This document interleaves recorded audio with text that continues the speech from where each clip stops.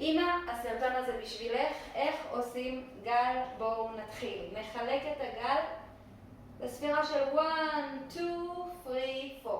4 שלבים. רגל אחת, קדימה, רגל שנייה אחורה. מקדימה מאחורה, לא משנה מה שנוח. ב-1, אנחנו לוקחים נשימה עמוקה, ממלאים את החזה, גוף הולך קדימה ולמעלה, למעלה וקדימה. אוקיי? 1. אתם תשימו לב שהעקב האחורי שלי מתרומם. אני קצת אקצין בכוונה, ותקצינו בתרגול. אנחנו ממש נעשה את זה by the book, ואחרי זה אתם תראו שיהיה אפשר להוריד את העקב. אז נשימה עמוקה. יפה. הגוף שלי הלך קדימה ולמעלה. 2, this is 1. 2 עכשיו. אני לוקחת את הכתפיים אחורה, כשהכתפיים שלי הולכות אחורה, העקב נופל. הבטן שלי שער הגוף הוא מקדימה. זה 2. 3, כתפיים נכנסות, חזה נכנס. 4, בטן נכנסת גם, וטוסיק יוצא. אם עשיתי טוב, המשקל שלי יהיה על הרגל האחורית. אני אוכל להרים את הרגל הקדמית ולבדוק. הצליח? בואו נעשה שוב קצת יותר מהר. 1, נשימה, קדימה, למעלה. 2, כתפיים אחורה, עקב יורד. 3, כתפיים נכנסות, חזה נכנס. 4, בטן נכנסת, טוסיק בחוץ. בודקים איפה המשקל יושב, על הרגל האחורית.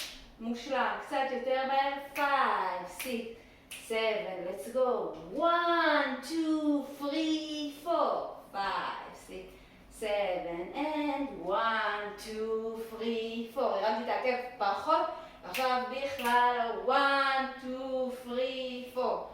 למה? כי בשיר הספירה היא מהירה, וכל הרעיון זה להעביר משקל. אז בהתחלה אנחנו נקצין ונרים את העקב, רק כדי לוודא שאנחנו מעבירים, נרים את העקב, אז נוריד את העקב, כדי לוודא שאנחנו מעבירים משקל. אחר כך מאוחר יותר, אנחנו כבר לא נצטרך לעשות את זה. כי אנחנו נהיה מקצוענים. 1, 2, 3, 4, 5, 6, 7, 1, 2, 3, 4, 5, 6, 7, 1, 2, 3, 4, 5. 1, 2, 3, 4, 5, 6, 7, 1, 2, 3, 4, 5.